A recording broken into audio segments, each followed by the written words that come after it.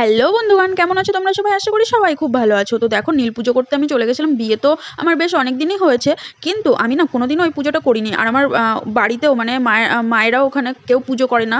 তো এইখানে এসে আমি প্রথম দেখেছি যে এই পুজোটা সবাই করে এখানে, মানে যাদের সন্তান থাকে, তারপরে কেউ স্বামীর জন্য করে। তো আমিও এবার উপোস ছিলাম, এবার আমি পুজো করতে গেছিলাম। তো পুজোটা করতে গেছিলাম কালকে রাত্রেবেলায়। দেখো আমার সামনে যে কাকিমা দাঁড়িয়ে আছে, ওই কাকিমাই আমাকে পুজো করতে নিয়ে গেছিলো। তো ওনার সঙ্গে গেছিলাম। আর এই শাড়িটা পরে আমাকে কেমন লাগছে কিন্তু জানিও। আমিও সারাদিন উপোস করে রাত্রেবেলা গেছিলাম পুজো করতে। তোমরা কে কে পুজো করেছো জানিও, অনেকে পুজো করেছো, কিন্তু তাও জানিও কে কে পুজো করতে গেছো। তো দেখো এইভাবে অল্প অল্প কিছু মানুষকে নিয়ে ঢোকাচ্ছে, পুজো দিচ্ছে, বেরিয়ে যাচ্ছে। নয়তো তো অনেক মানে গ্যাঞ্জাম হয়ে যাবে ভেতরে। তাই তো দেখো ওই কোণারটা আমি দেখো ঘোমটা দিয়ে বসে আছি, লাল পাড় সাদা শাড়ি।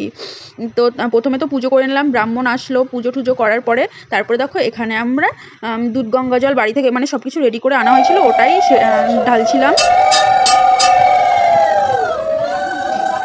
তারপর কিছু ফটো তুলে বাড়ি আসলাম আইসক্রিম খেতে খেতে। তো কেমন লাগে